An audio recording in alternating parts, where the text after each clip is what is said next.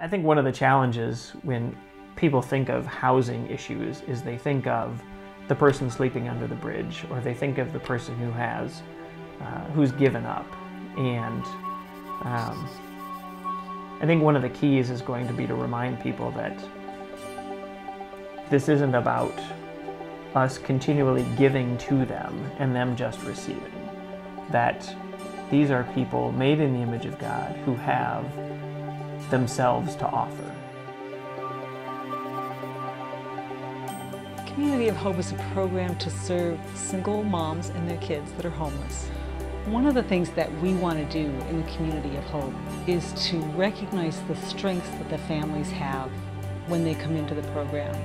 They're not hopeless or helpless people.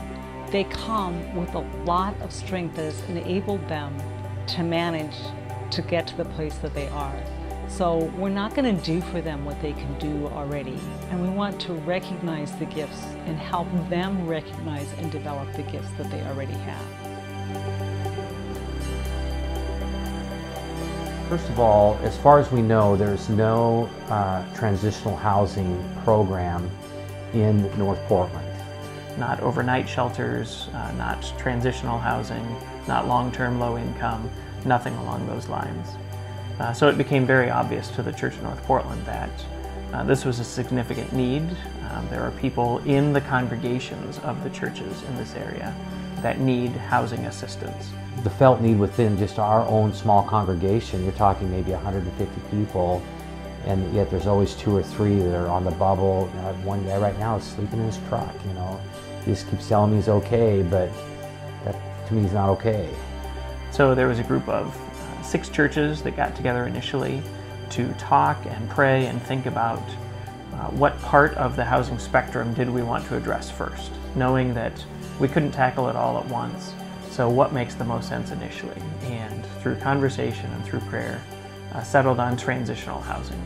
So initially not something just that would house somebody overnight and then send them back out on the street, but instead would bring them into a place where resources and affirmation and encouragement could be applied to their lives, where they could be taught skills, where they could learn how to put their lives back together in a way that would be sustainable for them long term. The way that Community of Hope is set up is that the families will be staying at Red Sea Church at night. They can be there from 8 o'clock at night to 8 o'clock in the morning. And then in the after school time, they can gather and we'll have classes, and then they'll get to eat dinner together. So the classes will only be 2 or 3 times a week. Some of them will be optional, some of them not. We'll have childcare during those classes. I will also be mentoring them. We're calling it care mentoring instead of case managing. It will give them some kind of accountability and just some special encouragement. And then they'll get to spend the beginning of the evening together and then to move to Red Sea for the night. During the daytime hours, they will either be working or looking for a job. So we will not be open during the day.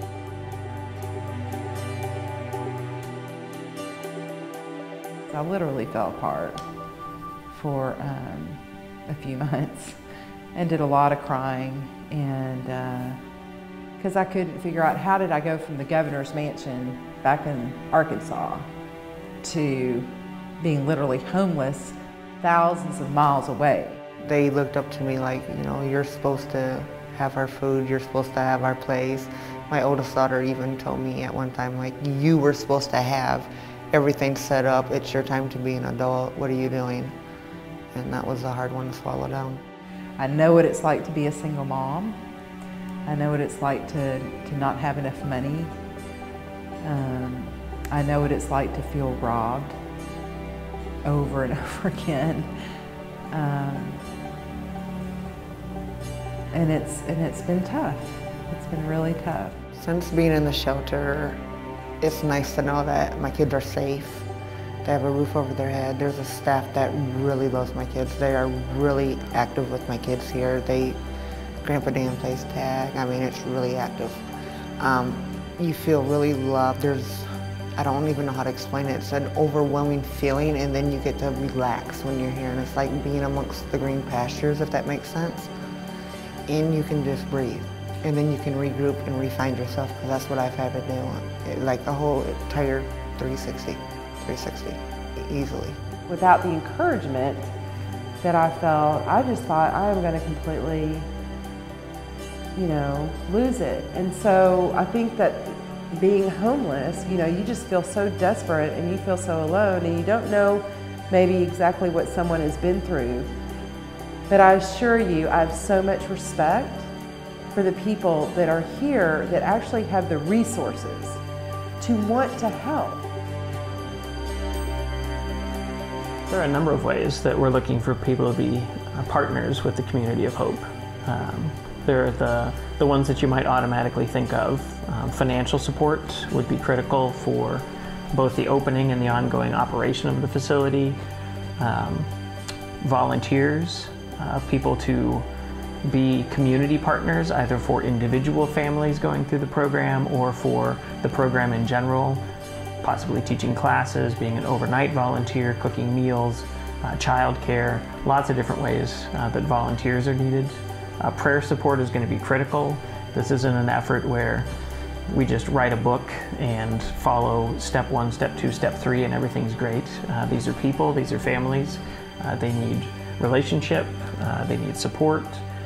And so the staff and the volunteers working with them also need that kind of support. And then there are other ways that we're looking for individuals, families, churches, organizations to be larger partners.